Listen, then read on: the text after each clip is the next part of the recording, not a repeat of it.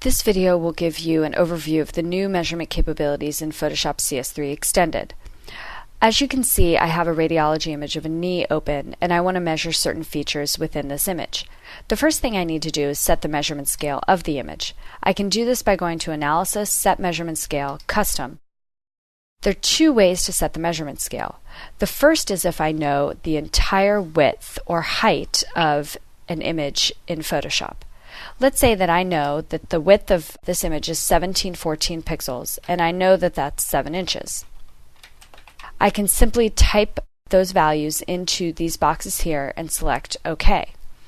I can also save this as a preset, so if I'm using the same capture devices over and over and the scale is always going to be the same for the images that I'm bringing into Photoshop, I can save a preset and then apply that to subsequent images that I bring in to measure. The second way to set a measurement scale is the ruler tool actually becomes active when you enter this dialog box. So if I know the length or width of a feature within an image, I can simply drag off that length and enter the logical units that I know. So let's say that's 4 inches.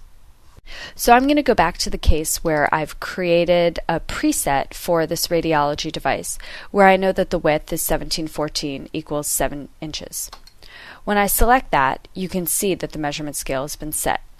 Now I can use any selection tool in Photoshop to record measurements.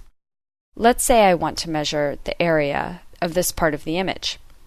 I can use the new Quick Select tool to drag off that area, and then I go to Analysis, Record Measurements, or I can use the keyboard shortcut, which is Shift, Command, or Control M.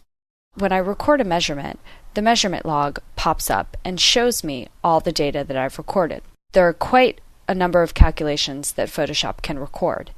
If you don't want Photoshop to record all of these calculations, you can change them. You do this by going to Analysis, Select Data Points. Photoshop ships with all of the data points that Photoshop is able to calculate selected. However, if you don't want to record all of these values, you can simply go in and uncheck the ones that you don't want. Again, you can also save presets. So if you always want to record the same measurements or the same calculations, you can save a preset, name it, and then just select that when you come into Photoshop. So now I'm going to take a couple more measurements here. I can simply continue to drag off selections and record them using Shift, Control, or Command M. I can also use the ruler tool to drag off lengths that I want to measure as well. And again, you record these by hitting Shift, Command, or Control M, or going to Analysis, Record Measurements. Importantly, the measurement log is persistent across documents, so you can use the same measurement log to record measurements in 2 images, 5 images, however many images that you have things to measure within. Now to point out a couple things about the measurement log. You can delete rows, and you can also delete and sort columns as well. So you can sort by ascending or descending values, and you can delete them. You can reorder columns, so if I want to put the scale units on the other side of scale, I can do this. And most importantly, you can export all of the values within the measurement log to a spreadsheet program.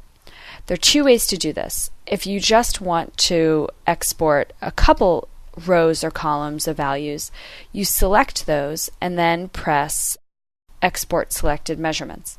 If you want to export everything, you can select all using this icon right here, and then you export selected measurements.